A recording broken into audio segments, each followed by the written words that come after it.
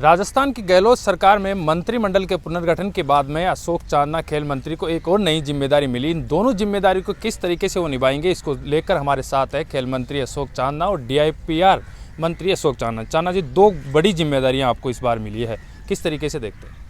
देखिए, माननीय मुख्यमंत्री जी ने विश्वास जताया है और पूर्व में 4 डिपार्टमेंट की जिम्मेदारी थी, अभी 8 डिपार्टमेंट की जिम्मेदारी है, तो जस्ट डबल काम मुझे दे दिया है। निश्चित रूप से मैं अपनी कोशिश पूरी करूंगा कि मैं माननीय मुख्यमंत्री जी की आशाओं पर और उन पर खरा उतरूं। लगातार आपने ग्रामीण परिवेश के खिलाड़ियों को लाने का एक बड़ा जिम्मा उठाया, जिसको कहें कि ग्रामीण ओलंपिक का आपने जिम्मा उठाया, जो कि वर्ल्ड रिकॉर्ड बनने जा रहा है। इसको लेकर आपके आगे क्या तैयारियां हैं? देखिए, हम लोग चाहते हैं कि केवल मेडल्स ही नहीं, मेडल्स तो हमारे प्रदेश के खिलाड़ी ले ही लें, साथ के साथ गांव-गांव में खेलकर एक फिट राजस्थान और हिट राजस्थान की जो माननीय मुख्यमंत्री जी की धारणा है उसको हम पूरी करें। उसके तहत गांव-गांव में फिर से खेलों का वातावरण बनाना ज़रूरी है। उसी संदर्भ में ग्रामीण खेलों का हमने आयोजन किया। अभी फर्स्ट फेज़ हमारा ख़त्म हो गया है, जो कि रजिस्ट्रेशन का है। हमारे 25 लाख से ऊपर रजिस्ट्रेशन हो चुके हैं। आधे से ज़्यादा देशों की पॉपुलेशन नहीं होती 25 लाख। मुझे लगता है कि गांव में बड़ा लोगों को इंतज़ार है इसका, और बहुत जल्दी इसका आयोजन होगा 1-1.5 महीने के अंदर अंदर। तभी मुझे लगता है कि फिर से गांव के अंदर वातावरण बनेगा, और गांव में जब वातावरण बनेगा तो गांव के खिलाड़ी हमारे आगे आएंगे। महज 2 साल रह गए हैं सरकार को, क्या लगता है कि 2 साल में वो काम जो आपने सोचे हैं वो पूरे हो पाएंगे? देखिए, मैं 3 सालों में, जबकि 1-1.5 साल कोरोना काल रहा, तब भी इतना काम हुआ है, तो अगले 2 साल में तो कोई दो राय नहीं है कि काम नहीं होगा। और आपने देखा 5 उपचुनाव पिछले 5 महीनों में हुए, और उसमें जनता ने पूर्ण समर्थन कांग्रेस पार्टी और माननीय मुख्यमंत्री जी के नेतृत्व में दिखाया है। और ये बताता है कि आने वाले राज में हम जो मोनोटनी एक बनी हुई है उसको तोड़ने वाले 2023 में फिर से कांग्रेस पार्टी की सरकार बनेगी। महंगाई हटाओ रैली लेकर भी एक बड़ी रैली आप करने जा रहे हैं, जिसको लेकर कल अजय माकन, अशोक गहलोत ने बड़ी मीटिंग ली, उसको लेकर क्या? देखिए, देश के लोगों के ऊपर महंगाई की बहुत ज़्यादा मार केंद्र सरकार ने डाल दी है। 60 सालों में जितनी महंगाई हुई थी उससे दुगनी केवल इन 7 सालों में हो गई है।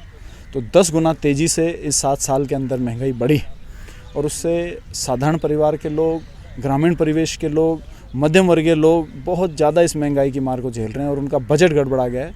कहीं ना कहीं आपने देखा कि बाई इलेक्शन में भारतीय जनता पार्टी को बड़ा झटका पब्लिक ने देने का काम किया, तो इन्होंने पेट्रोल डीजल की कीमतें कम करी, इन्होंने किसान आंदोलन, जो 1 साल से किसान ज़मीन पर बैठे हुए थे, सड़कों पर बैठे हुए थे, वो आंदोलन के तीनों काले कानून वापस ले लिए। तो कहीं ना कहीं मुझे लगता है कि निश्चित रूप से जनता अपनी आवाज़ उठाएगी।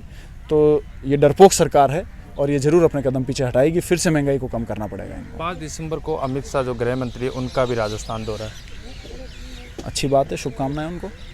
2023 में वापस सत्ता में आने का दावा भी आप कर रहे हैं? पूरी तरीके से 200%। इसके अलावा और आने वाले समय में हमें क्या देखने को मिलेगा खेल विभाग में और DIPR? क्योंकि स्पेशली पत्रकारों के लिए आपकी गहलोत सरकार में 15 साल पहले नायला में कुछ प्लॉट आवंटित किए गए थे, वो अभी तक उनको दिए नहीं गए, उसको लेकर क्या कुछ प्रयास है? देखिए, वो प्लॉटों का जो प्रकरण है वो मेरी नज़र में नहीं है, और मुझे लगता नहीं कि वो शायद DIPR डिपार्टमेंट का होगा। वो निश्चित रूप से शहरी विकास या किसी का प्रकरण होगा।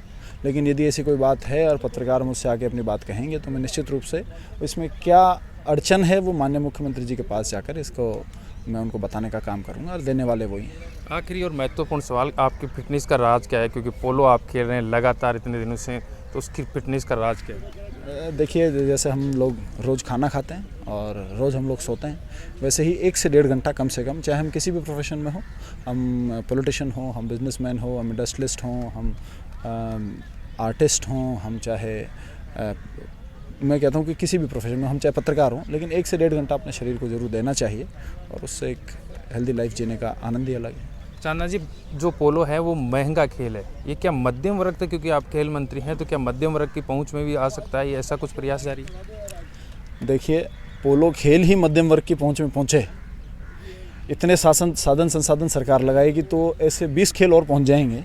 तो मुझे लगता है कि पोलो खेल मध्यम वर्ग तक पहुंचे वो इतना ज़रूरी नहीं है।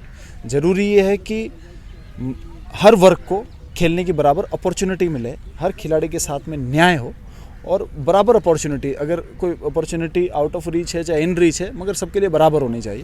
तो मुझे लगता है कि ऐसे बहुत से खेल हैं जिसमें खिलाड़ी अपना जीवन और अपना करियर, आपने देखा कि कबड्डी खेलकर, खो खो खेलकर और क्या नाम से शूटिंग करके बहुत सारे खिलाड़ी डीवाईएसपी रैंक तक हमारे ज़िले के अधिकारी तक लग गए हैं और वर्ल्ड लेवल पर मेडल्स लाए। करोड़ों रुपए के उनको माननीय मुख्यमंत्री जी ने 10 करोड़ की इनाम राशि पहली बार आप देखेंगे कि उनके लैंड करने से पहले उनको दे दी। तो कोई कमी नहीं है, गेम कोई सा भी हो। आने वाले समय में आरसीए के साथ मिलकर क्या और भी मैच राजस्थान में देखने को मिलेंगे? देखिए, वो तो आरसीए का मैच आया, इसमें खेल विभाग के नहीं, पूरी तरीके से आरसीए, उनके चेयरमैन वैभव गहलोत जी और डॉक्टर सीपी जोशी साहब, इन दोनों की जो जोड़ी है, इनकी मेहनत का नतीजा है। हमारा इसके अंदर कोई भी हम उसका श्रेय लेना चाहें तो ये गलत बात है। हाँ, निश्चित रूप से आयोजन में हमसे कोऑपरेट करते हैं, क्योंकि प्रदेश की जनता का बड़ा मनोरंजन का एक बहुत बड़ा स्रोत है और उनको बड़ी हमारे प्रदेश के लोगों की इच्छा रहती है कि हम एक अच्छा क्रिकेट मैच देखें, भारतीय टीम को नज़दीक से देखें। उसके लिए हम लोग जितना हमसे हो सकता है उतना करते हैं। ये थे हमारे साथ खेल मंत्री अशोक चांदना, जिन्होंने बताया कि आने वाले समय में खेलों को और भी ऊंचाई पर ले जाया जाएगा, जहां से राजस्थान से खिलाड़ी निकलकर अंतर्राष्ट्रीय स्तर पर अपना नाम करेंगे।